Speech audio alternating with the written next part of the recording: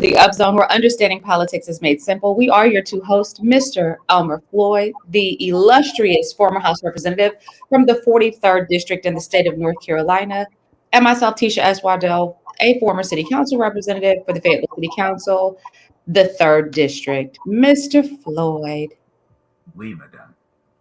how goes all?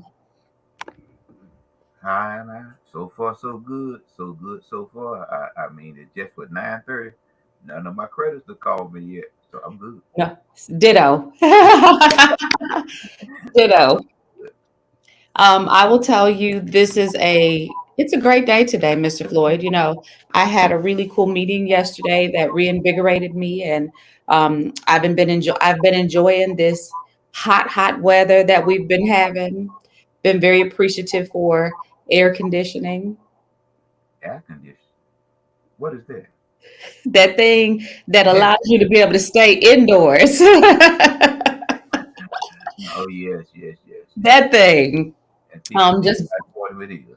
Yeah, very grateful for also a man in my home who knows how to service an air conditioning unit because yeah, keep it nice and cool when we need it cool and warm when we need it warm. Mr. Floyd, do you have any announcements for our audience today? Only that if you want to really if you really want to carry the family out, carry them up to, I think it's Fayetteville Park this coming weekend. Enjoy the food. What's going on this weekend at Festival Park? Sort of like a soul food thing, they have cooking business and those type things. Okay. So it's sort of like people. When I was in Chicago, they refer it as the taste of Chicago, but Okay. Oh, that ought to be nice. Enjoy responsibly. If you have high blood pressure, make wise choices. We want you to live. We want you to eat to live, not live to eat. can't leave that pork alone. Now it does something to stimulate the body. That barbecue pig. I Mr. mean, Floyd, I'm gonna tell you something. I love some good ribs, pork ribs, it's but I have had to step away from pork because I noticed what it was doing to my body, and I was like, "This don't work for me." well, I don't think I in the last 50 plus years I haven't bothered pork nor red meat. Yeah, It just doesn't agree with me, and I just don't want to give my money to that position. that's what I'm saying. That's what I'm saying. Like at the end of the day, I'd rather just keep that in my pocket. You know, it was like last week when you asked me, we talked about it. I said, do you know anybody that have it free fireworks? I don't want to pay, hand my money across to the gentleman, Right, right, so I can get a match and blow it. right. I can't do it. Yeah, let's just go watch somebody else who's already paid for them. Yeah, I mean, it just doesn't make sense. But there's some people that do it, teaching. I respect. Absolutely. Absolutely. And I mean, kudos to you if you're those people, but I'm not those people either, Mr. Floyd. Not at all. So no announcements on the horizon other than what's going on at Festival Park. Mhm. I will say I know that the city council is out of session because it is July, but they are going to be having a special meeting to have a conversation, I think, about this SRO dialogue. So let's just jump in there. We usually start at city, but because the city is on vacation, let's start with the conversation about the SROs. Mr. Floyd, what have we going on with that dialogue? Well, Teach, let's start. Let's look at the basics. Okay. Law enforcement is not a field that it was some 20 or 30 years ago. People are not really want to become law enforcement officers. Absolutely not. But let's talk about that a little bit because we want to make understanding politics simple. So why is that? Why are people walking away from law enforcement as an option? Well, there's many reasons. Many of them feel that the support that was there, I'm used 20 or 30 years ago, is not there. The salaries, are one, is another thing, and also the challenges that's there. If you can recall, a couple of months ago, the city council refused to pay the legal expenses of some of the officers that was involved in a shooting. Right. You know, those are things that officers are looking at now. Is it worth it? Is it worth it for my family? To take the risk, and because of the salaries, Right. it's hard to feel. And if the sheriff say it's hard to feel, the police say that he has vacancy, so we can see the problem that is there. Right. And even at that point, let me also add, I think they say they had $3.6 million for these officers, but they only spent $2.4 million last year in filling the vacancies. Which meant that there were still unfilled positions. Yeah, I was speaking with someone yesterday about how when towns budget, they will have positions on the book that are funded but not filled, Yes, which means that the money's there, but nobody's drawing that money because no one's in that position. yes, and that's the problem that we're facing now. But when you look at Hope Mill, I think Hope Mill said they was it 5 or 9 officers, and 5 of those going to be for the resource officers with one supervisor looking at that, and then it comes right back.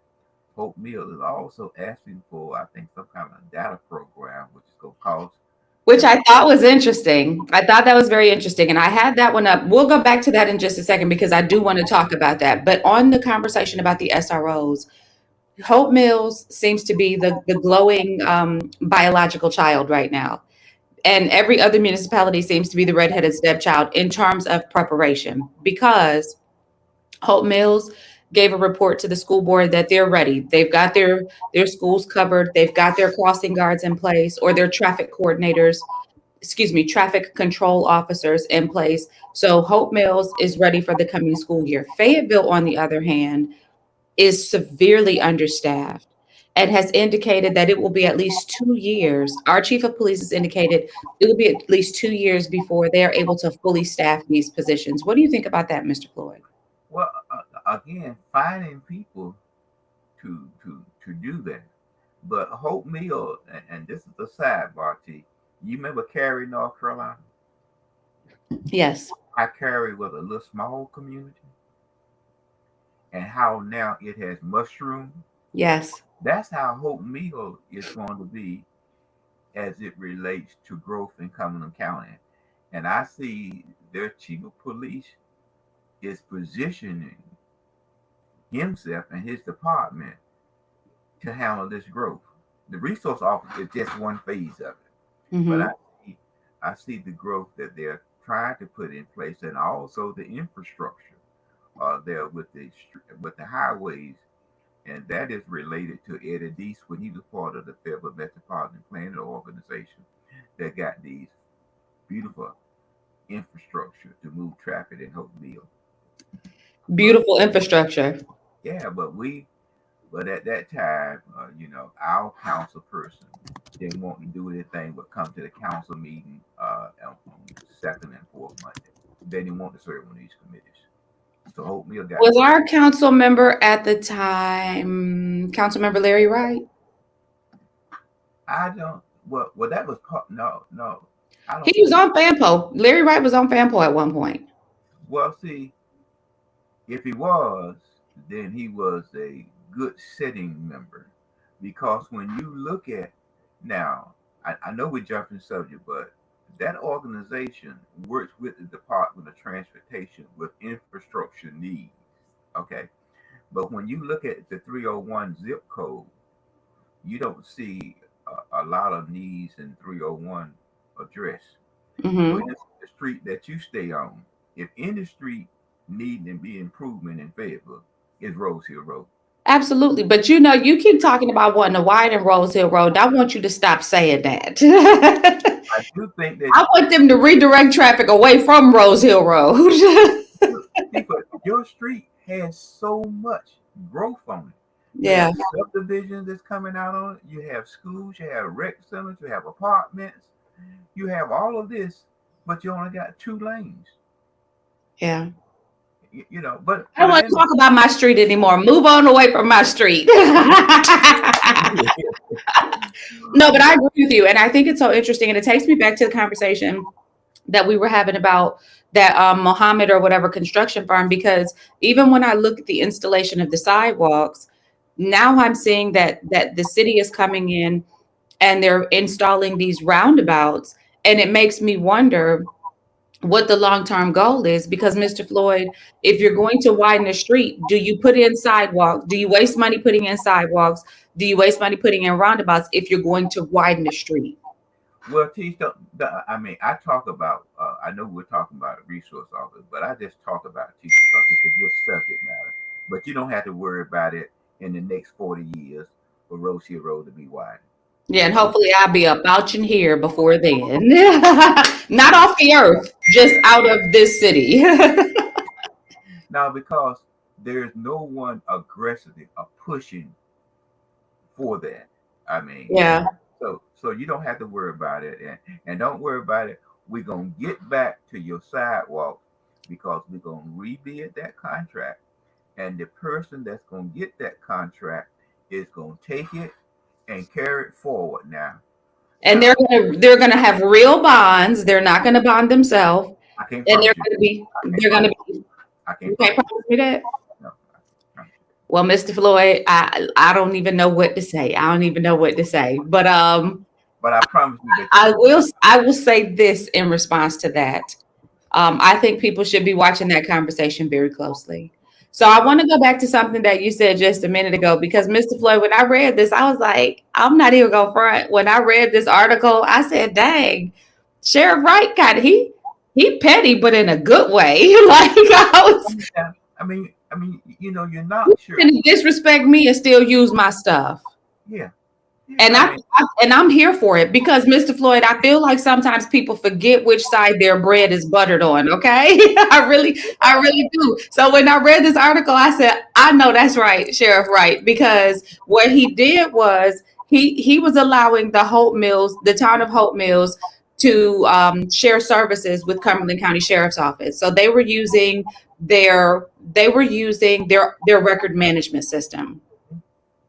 So Sheriff Wright said, "Get your own." $300,000 now. He said, "Listen, go get your own." And I mean, there's been no report. I'm speculating, and I'm being silly a little bit, but I'm being very serious at the same time. I think that Mayor Jesse Bellflowers jumped out there in a way where he was not prepared to really fight that fight. And he got real slick at the mouth about the sheriff's decision to pull the SROs, and did not accurately or adequately paint the picture about what was going on in his meetings. And now he is having to deal with that. And I thought it was so, and this is what I love. First of all, I love to see somebody who can course correct, because we saw that Sheriff Jesse Bellflowers issued an apology to the Cumberland County Sheriff. Okay, and that apology was seemed to be a day late and a dollar short, but he issued the apology, Mhm. and had to humble himself and ask the sheriff to provide him more time to transition these records. He asked for, was it December. 90 days instead of, I think it was December. right? Mr. Floyd, when you read this article, did you chuckle a little bit? Yeah, because you have to. People don't realize you have two people in Cumberland County that has a lot of strength. That's the DA and And the sheriff. those two people have more strength than you realize. Because they really are over everything and everybody. But if you can recall back when they first had this conversation with the various chief of police, there was one name that was not, my understanding, that was not mentioned, and he forgot what building that he was in. He said, I'm going to this meeting, but you were not invited, sir. It's his building. You know, so sometimes you have to look at it, and what the sheriff has said, manpower. I don't have the Mr. manpower. Floyd, and that is such a very accurate response. And I think, and again, to the city's credit, the city of Fayetteville is saying the same thing. We don't have the manpower currently. We're going to do the best we can. We're going to give the coverage that we feel is adequate given our staffing. But like you said at the beginning of this program, staffing is low in law enforcement across the nation. Don't nobody want to be an officer anymore because these people in these streets have made these officers feel very unloved, very unwelcome, and very unappreciated. And they make them feel like the enemy instead of like an ally. And I wouldn't want that job. Well, Tish, I mean, you know, and they know, and they fight for us. And you have some of your relatives is talking about they don't, they want to defund or lower the police. Now, in my community, I wish they could put a station across the street. Baby, let me tell you something, because wouldn't it be nice? And Mr. Floyd, listen, I think that's one of the things that my city councilman, Mario Benavente, the councilman over, look, you know how people say, not my president, that's not my city councilman. I still do my own work. And I still work for the people that called me. But the council member that is seated over District 3 is very disconnected from the people in District 3 because most of us who are of an adult age and who are the voting population are very supportive of the work that the law enforcement does. And we don't want to minimize the work that law enforcement does. A lot of us are like you. If you want to put a substation right next to my house, you are welcome. Because when these people come flying through with their music blaring, then I'm more likely to get some response. Or when there's commotion going on, I'm going to feel like I've got somebody who's is not going to take them forever to respond to my call for service. So, Mr. Floyd, I mean, We need we need it because when you look at crime and you look at Churchill, as a community in Morganton Road, and you look at Rose Hill Road and Murchison Road, it seems like crime follow low income areas. right. So we are the one that need it. Although people say, well, you don't pay taxes. I don't know any person that living anywhere in Cumberland County, whether he or she own or rent, Or rent. not paying taxes. That's right. That's right. And Mr. Floyd, I want to say this because I think it's very important. You and I come from backgrounds of people who have served. They've served in the military. They've served in law enforcement. So we recognize the sacrifice that comes along with that. So when we hear anybody disparage law enforcement, we understand the consequence of that disparity. And Mr. Floyd, the reality is this situation with Mayor Jesse Bellflowers, is directly related to his lack of responsibility in his position when it comes to how he wants to articulate what's going on to the community.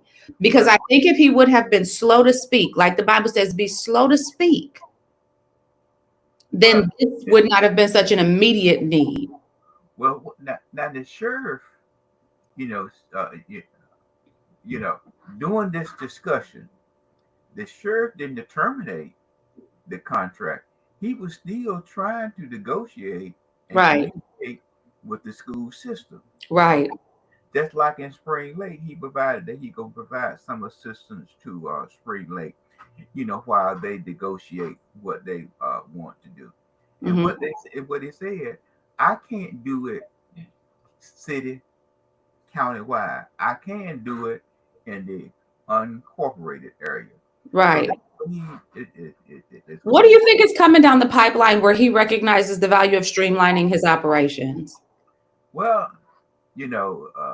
bad mind now, he still got the same.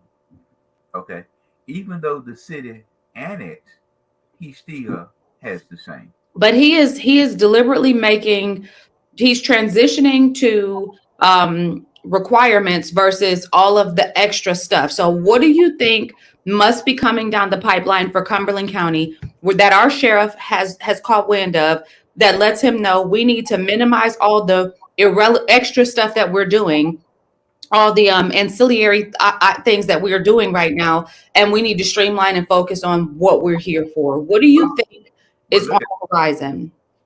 look at it. One article say that one police chief saying that it's not the city business, so he wanted to get out of it. But this new chief is saying, okay, let's embrace it. But Hanson said that he didn't want to continue to have law enforcement officers in the school. Well, the city, and then was already doing this. Sheriff Moose Butler, as a campaign person, said, "Oh, this is a good campaign issue." So 20 years ago, he started providing. It was all right then because not everybody, people want to become law enforcement officers. Okay. So now what they're finding now across the nation, it's hard to fill the position. Now, when you look at it, with all the things that is required, now when you go to court, now, I'm talking about Cumberland County Court or any court, given the environment and what's in the court system, I want to see a uniform officer Right. because Right. John Doe might be upset because Mary James or is in the courtroom, and there may be some friction that still has But not. Mr. Floyd, let me say this. I really think whenever you start seeing somebody clean their house up, somebody's coming. You know what I'm saying? And so I like when you start seeing changes that you ordinarily wouldn't see, you sometimes it does well to ask the question, what's on the horizon? Why are these changes occurring at this rate? I'm not pointing a finger. I think that so far what I've seen, it logically makes sense. But when have you ever known government to logically make sense? Well, not that I can recall. Okay, that's all I'm saying. Not that I That's can. all I'm saying. That's all I'm saying. And it's very easy for us to say, well, this just makes sense. But is this something that is happening because it just makes sense? Or is this something that is happening because there's something on the horizon that the sheriff's office needs to be prepared to be able to respond to or handle, and they don't need all of these Well, other distractions on their plate? well, growth is always a concern for any law enforcement agency, and we can look at. I mean, this is a sidebar, Teach. Now, if we look at 1,000 unit that's going to be built on Cedar Creek Road, or some of those in the city, and some of those are out the city. Okay, so when we see infrastructure being placed like I-295, right, there's going to be, there's going to be the development, and most of that is in rural. Right, Now, right. And it's going to require the county's response. yes, it's going to require them to respond. So I got to have the law enforcement, agent officers to do that because right up there on exit 49, I think, for instance, Holiday Inn, they're going to convert that into a hotel. It's going Right. to be 500 and some odd units, and then our mayor and them going to add 300 units out that way. So we can just see that growth in that area, and you see the western part of that our community is constantly growing. Other words, people are moving from the inner city out towards the western part. Which is now becoming more inner city. Yeah, you see, Yeah. but Y'all leave. Let us be rural. Y'all go. Get off Rose Hill Road. I want to travel your street. I mean, I don't like to travel it, because uh, by where you all live, they got a sharp curve there that I pray every time I get it. I Mr. don't know. Boyd, let me tell you something. You are in a little your street is a gym. Like you're one of those streets where it's just a little pocket. If you don't know, you don't know, and you don't have a whole lot of through traffic, and like you got a good one. You got a good street. But I say to people that come down my street flying, and I say to my neighbor, I got a brother that don't stop at intersection also. So he gonna wreck your car when you coming down there flying and Yeah. stop. He Yep. don't Y'all better watch out for each other. Yeah. stop also at intersection. You know what I mean? So, but like I said, they look at it from years of it planning, and then because they have, and this is what people don't understand. And it goes back to what you said about FAMPO. They have access to data that informs decision making if they use it. So the city has access to it, the county has access to it, the state has access to it, various governing bodies have access to this data. If they use this data, that's the purpose of city planning, is to take all this data, compile it, and reduce it down into a format whereby people can review it and look at it and see, this is the plan, let's stick to the plan and let's make decisions that are in alignment with this plan. Which takes me back to what you just said about the development on Cedar Creek Road. And even when we talk about the property that was rezoned possibly illegally by based upon whether or not people were supposed to be abstaining or not abstaining to vote, the and by the way, Mr. Floyd, I do have an email into the School of Government. I've not yet received a response. I'm going to probably reach out by phone sometime next week to see if I can get a response, because I do want to find out what the actual policy is. We talked about that a couple of weeks ago. Well, Tish, like I said, I know the only thing I know, Tish, is one person said in the ethics complaint that one of the members was involved in the action. Right. But told him that, hey, okay, I done had enough. Yeah. Talk to my attorney. Right. Talk to my attorney. Right. Which could have presented an issue where that person should have abstained from voting. But I go back to what I was saying. I think that when we look at the land use plan, because that's what comes of like FAMPO and all of these different agencies, DOT and all these different agencies that come together and say, here's the direction we're going to go with these plans. Then you end up with a document that says, here's your land use plan based upon what all these different strategic agencies are coming together saying they're going to do. When we ignore those plans, we do one of two things. We either mess up future development opportunities because we have put something somewhere that it shouldn't be, that just throws off the whole trajectory, or we cause well, I'm gonna just say one. Can you think of another thing that happens when we do that? Well, or we end up Fayetteville, where you have a hodgepodge of development. No, as the 301 zip code, I won't use the language that they use.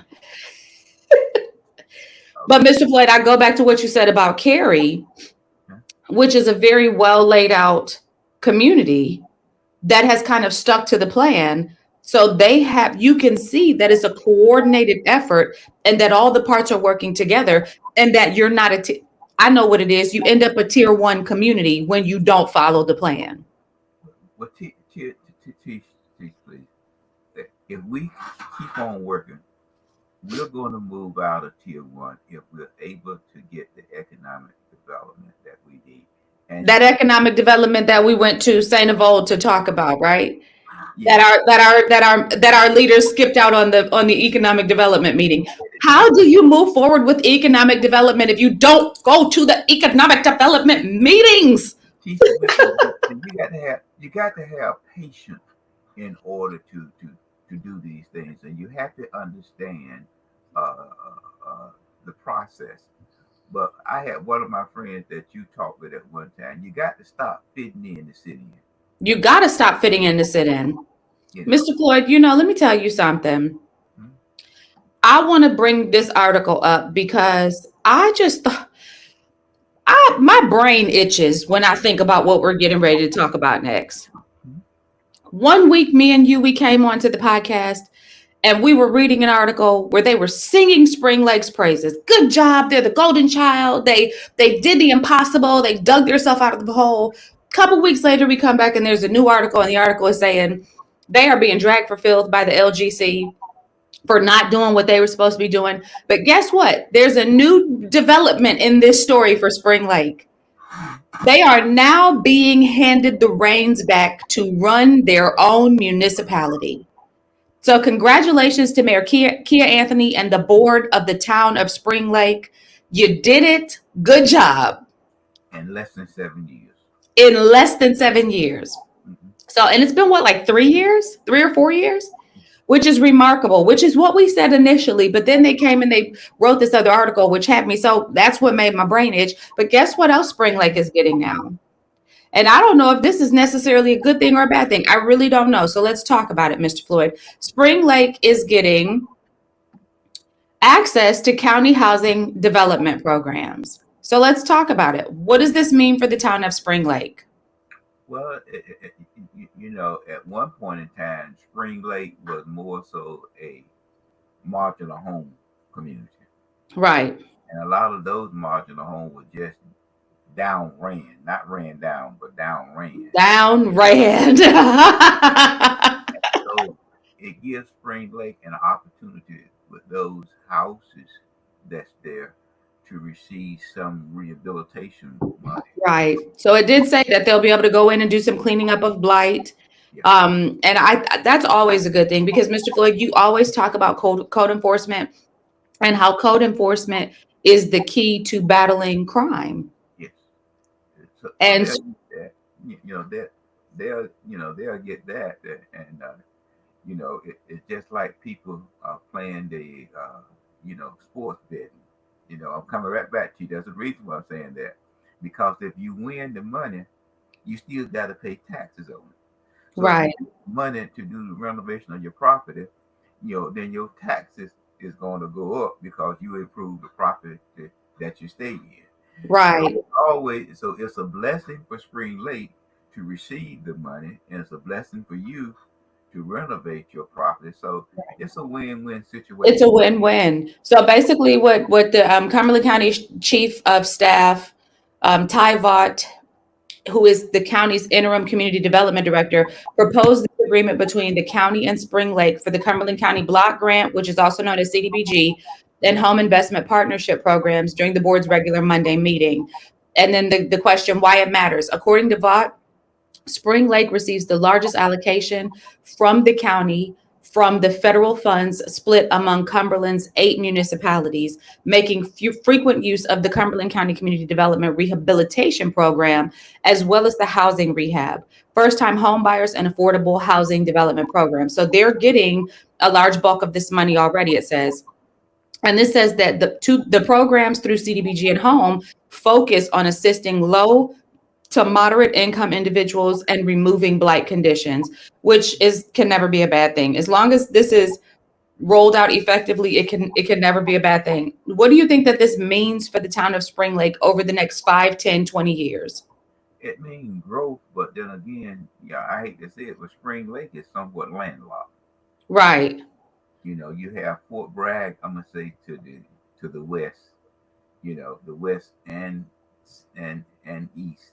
The only way Spring Lake can grow for layman term is out towards going towards Sanford.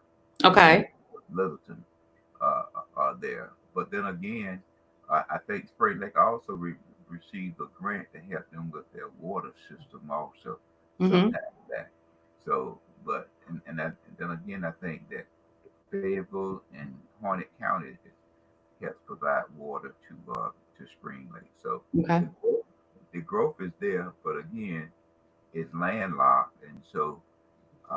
But I did see, I don't know what it is, on my way to church, that there was a new building being some kind of service building being built there as we speak, and also some new business on 210. When you see new businesses, you see new taxes. But when they did the road improvement of Spring Lake lost about 100 businesses. So they widened, some say Murchison Road, some say 210, whatever. When they widened that with that throughway traffic, it killed a lot of business in Spring Lake. Absolutely. So you see the growth coming back, but I mean. Let's talk about growth. Mr. Floyd, many Americans are watching their midsections grow. They are watching their health insurance bills and their medication list grow. And we talked a little bit about that when you made the announcement this morning. One of the contributors to that is living in a city that is considered unhealthy. Interestingly enough, Fayetteville has been named the unhealthiest city in North Carolina. Wallet Hub has released its 2024 list of the healthiest and unhealthiest cities in America, ranking over 180 metropolitan areas nationwide. One city in North Carolina has been named the unhealthiest in the entire state, and Fayetteville is that city. What do you think about that, Mr. Floyd? Well, teach you, when you look at uh, Charlotte, you look at Raleigh, you look at Greensboro, You look at Cary. and Cary. See, there is a specific trend. Raleigh, is the capital. Charlotte is the banking hub. Durham is the medical. High Point is the furniture. And what we have become is a service community. Right. So that means And the that service that we offer is our, restaurants. our restaurant. So Right. that's what we are good for. And to talk now to enhance that, we need a cheese factory. Well, here's the interesting part because it goes back, this directly ties in to what we were talking about when we talked about planning, right? One of the reasons that a community is typically ranked unhealthy has to do with like green spaces and walkability, right? So I know when I was on council, there was a whole push. There was a study done and a whole push to increase our green spaces and improve our walkability scores. Fayetteville is very unwalkable. Like you can't leave, most people cannot leave their home and walk to entertainment or walk to dining or walk to a grocery store. And if they are doing that, is because they don't have a car and have no other choice, not because it's convenient. But if you look at Cary, there are communities that are built up around hubs of life. So you'll have a movie theater, you'll have restaurants in that area, you'll have other entertainment venues within walking distance from the community because it's planned out that way in the development stages. That's a part of their land use plan. Mr. Floyd, why are we seeing that our health care ranks low, our food choices rank low, even though we're the restaurant capital of North Carolina? In fitness, we're ranking low, and in green spaces, we're ranking low. Why are we saying that when we have all these studies that were supposed to be done to change the trajectory of this type of ranking? Well, let me just say for building, our home buyers or home builders or association, whatever you want to call it, Mm-hmm. they want to get the maximum use of the property. And at one point in time, we required large development to have green space.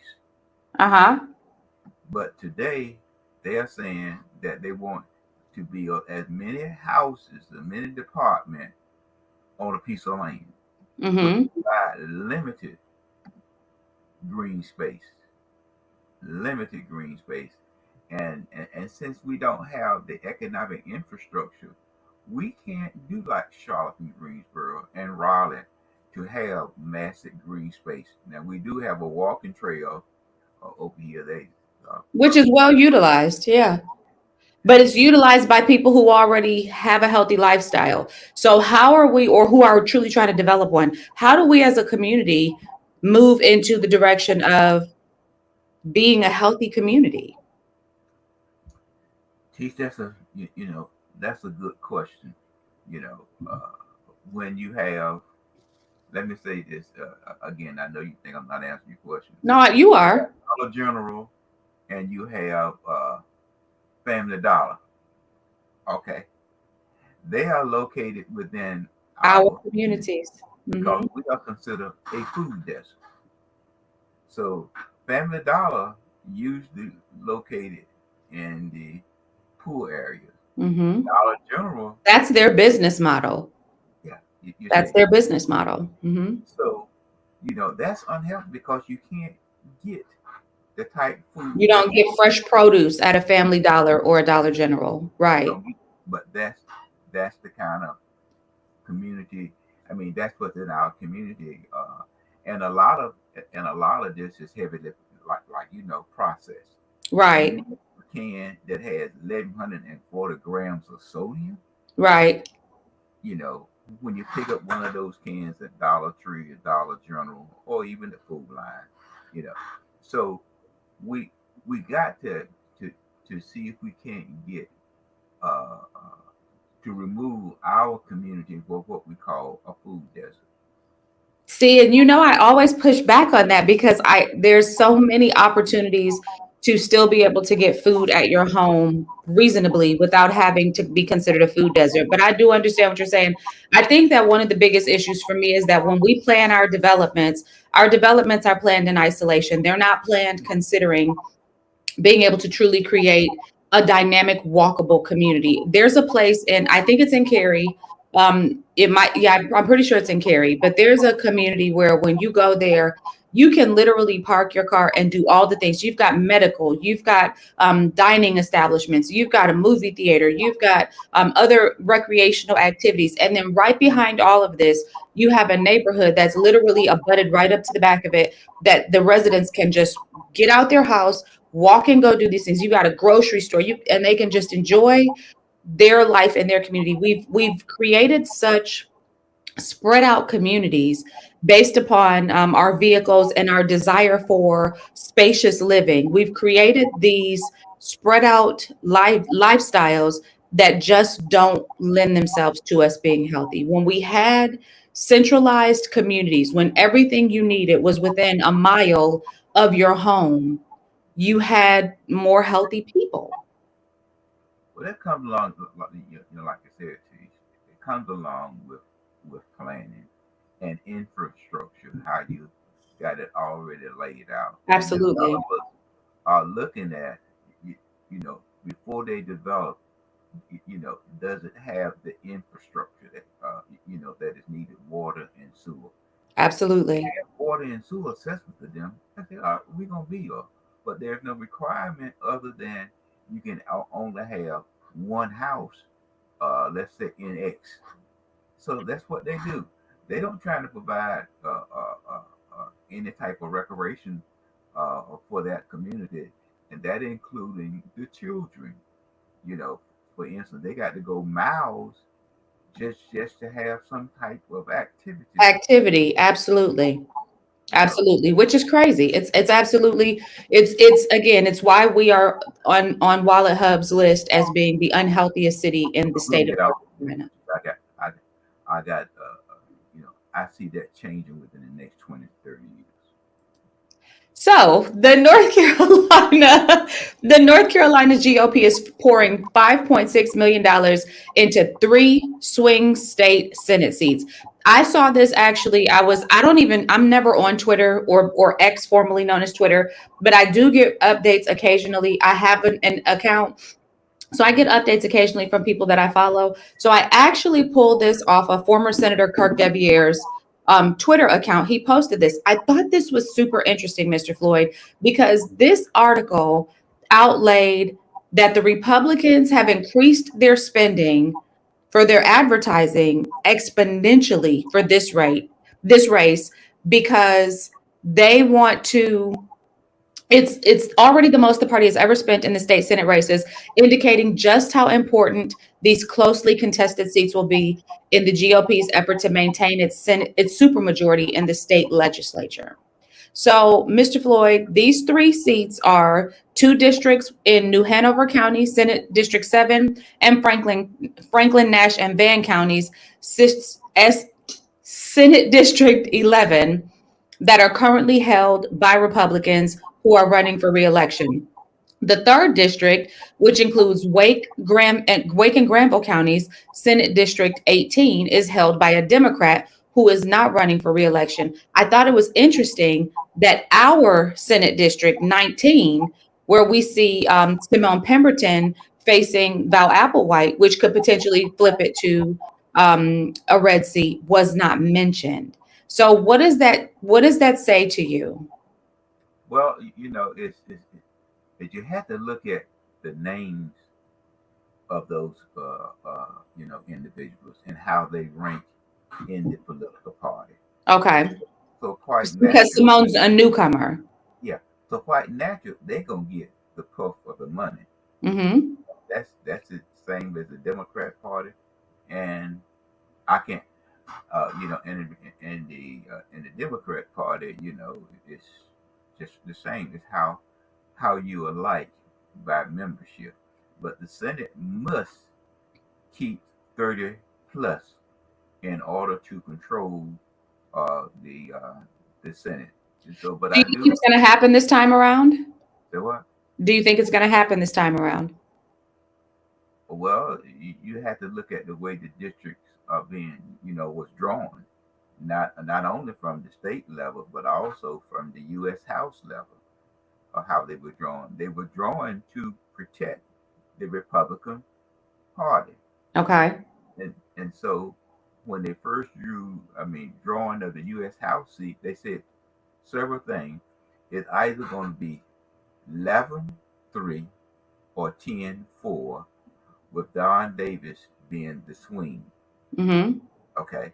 And that's why Don Davis responded sort of 50-50 as it relates to Biden, that he had to prove himself just a little bit. So the Republicans are looking at that. But Cumberland County and its race last year between Senator Applewhite and Wesley Meredith, I think that margin was somewhere between 5 and 7%. Mm-hmm. So that's what they call a swing, which is a toss up. Right. Do not, and if you look at how the Democrat Party operate, is that I think Senator Applewhite was able, with the help of the governor, was raised somewhere, and she mentioned somewhere around 1.4 million. But Mm-hmm. I don't think that money is going to come like that to her this year, Right. Right. which Mr. Floyd, if I did not enjoy being an unaffiliated so much, I would go register as a Republican. First and foremost, just to piss everybody off who always wanted to call me a Republican in the first place. So they could all go, see, I told you so. she's But secondly, because these Republicans taking care of their people. I don't know what y'all Democrats doing. she shouldn't have to worry about it. They're already upset with you because you're an African American female and you're registered unaffiliated. So don't worry about doing And that. don't get your panties in a bunch. My intention is to remain unaffiliated. If you see me change my party affiliation to Republican, you better believe it means I'm running for office again. And I have no intention to run for office again. But if I did, I would pick a side because I would run in a race that required me to have a D or an R. Don't worry about it, Keith. They're already upset with that. I mentioned earlier. So don't worry about it because they expect for every African American to be registered as a Democrat. Mm-hmm, But at mm-hmm. the same time, coming back to the article there, you know, how they hovered around Charlotte, Mecklenburg, Right. Raleigh, and Durham, and then they going down a little bit towards Wimbledon. But where a heavy minority population at is east of I-95 by Rocky Mount, Edgecombe County, Nash County, on up by by Elizabeth City.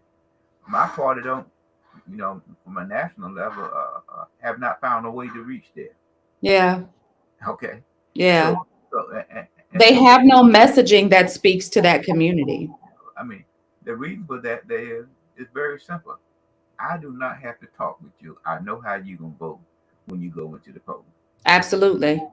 So I don't even worry about trying to talk to you.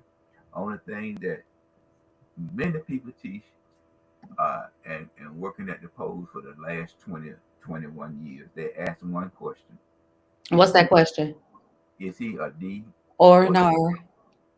Or an R. yeah. Yep. But Mr. Floyd, at the end of the day, what are your thoughts about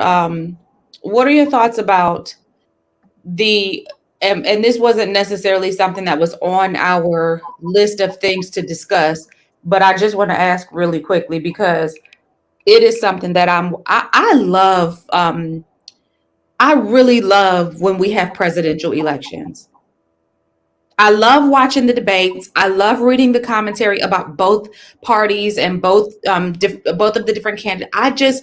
It's very exciting for me because there's a strategic element to it that really makes my brain it just lights my brain up. So I want to know whether or not you think that our governor who came out in support of President Biden's continued candidacy still feels that way after this George Stephanopoulos interview and after Joe Biden's multiple slip ups and multiple displays of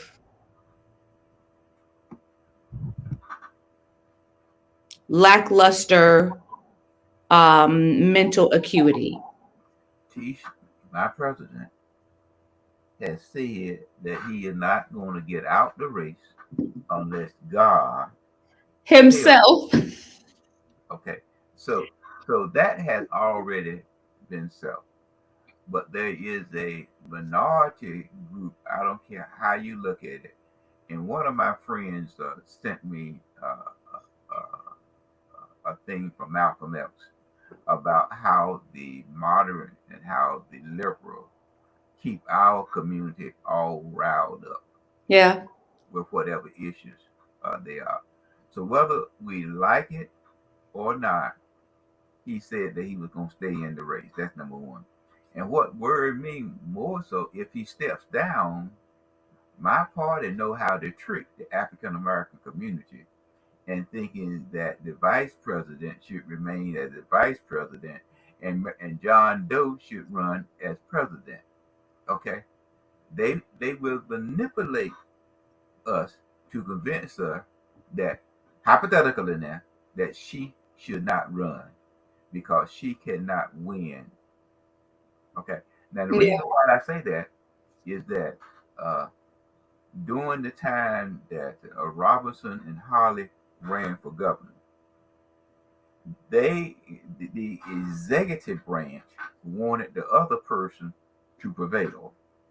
Right. Though Holly won, but that branch, the state nor the executive branch, provide Holly the financial support to prevail. If Right. it wasn't for Bloomberg. I like Yvonne Holly too. I met her. I didn't know much about her politically, but I met her once, and she just had a really pleasant disposition. She didn't seem nasty. She didn't seem like the kind of person who was duplicitous. I liked when I met her. I really liked But her. she surprised the Democrat Party because Holly advertised her campaign was on minority media.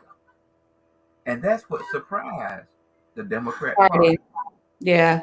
But she did not get the financial support from the Democrat Party. So I'm leery when they start talking about replacing anyone that the Democrat will have a conversation in, because it would start off all right to you, Yeah.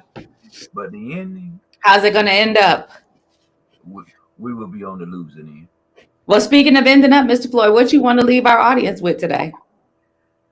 You know, listen, and listen before you make a decision about whatever it is that you want to do.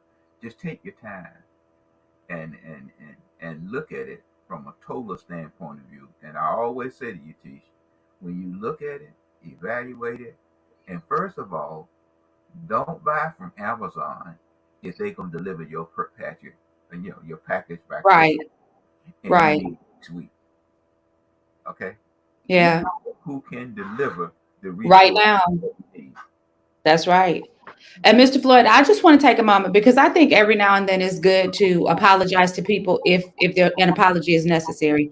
So I want to take a moment and I want to say to anybody that I've discussed on this program, if I've ever said anything about you that was not true, please know that it was based in ignorance, not in malice. And if you've never challenged me and corrected me to say, hey, you misrepresented that about me, then you didn't give me an opportunity to clarify or to correct it. And so I will say, and the reason I'm doing this, Floyd, is because I know I'm not always right. I know I'm right a lot, but I know I'm not always right. So I just want to say, if I've ever represented anybody, know that it was not malicious. It was just that I misunderstood information. And most certainly, I am always open to a dialogue about that misunderstanding. And if you can show me that I'm wrong, I will most certainly publicly correct myself.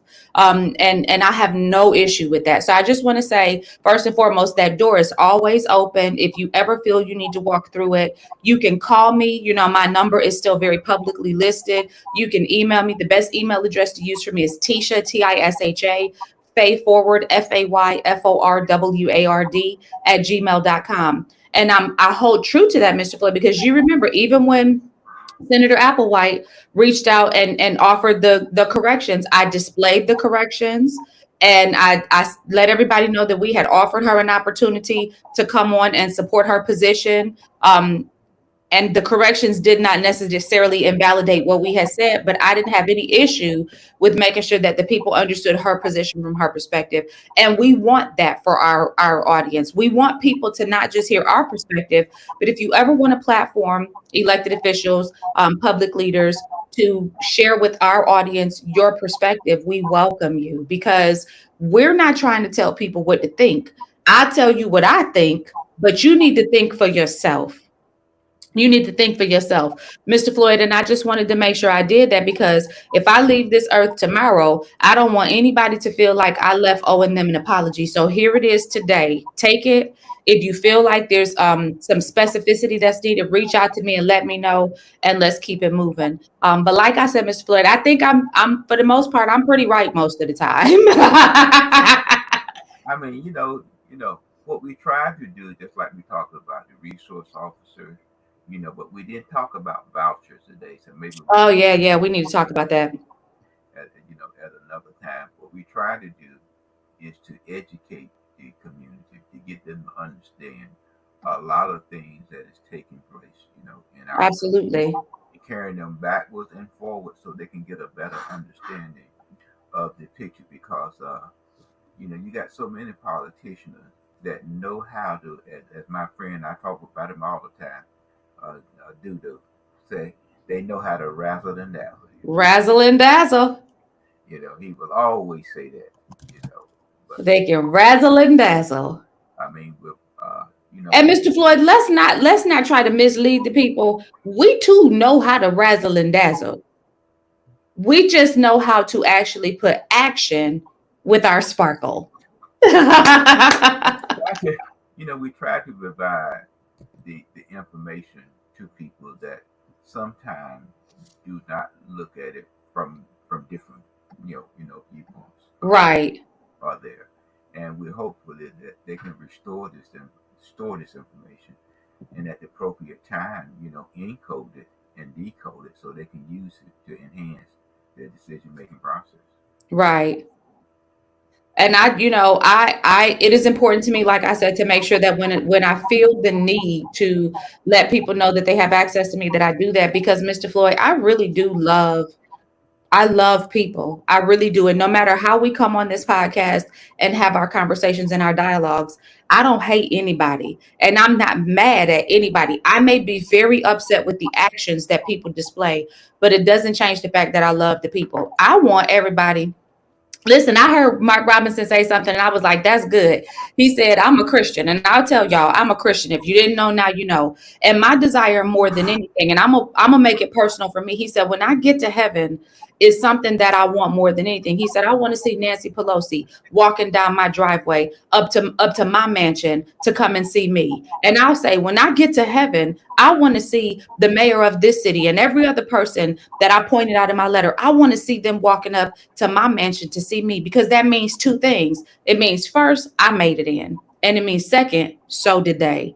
And my desire more than anything, is that we all make it in. Well, That's my desire. but don't forget, now some of us just not gonna make it. I know, Mr. Floyd, but I can still hope. I can still hold out hope. I can still hold out hope. And I'll leave our audience with this. The word of God tells us that we're to pray for our leaders. So today, instead of us finding opportunities to ream our leaders and drag our leaders, even if we have aught against our leaders, let's just take a moment and pray for them. And Mr. Floyd, that's the gritty in the city and the word on the curb. That's look, we ask that you like, share, subscribe, follow, tell a friend to tell a friend, and make sure, listen, y'all, if you don't do anything else, if you don't do anything else, make sure, be certain, beyond a shadow of a doubt, with no, I can't even think of the word I want to use, with no little fuzzies, that you tune in next week.